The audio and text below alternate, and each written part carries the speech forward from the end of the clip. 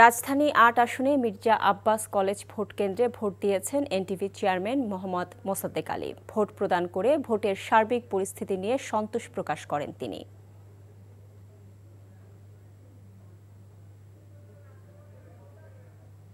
আজকে সবাই খুব উৎসাহ নিয়ে ভোট দিচ্ছে, ভালো লাগছে এবং কেন্দ্র খুব নিরাপত্তার সাথে এবং সরকারও খুব ভালো অ্যারেঞ্জমেন্ট করেছে, সরকারকেও ধন্যবাদ।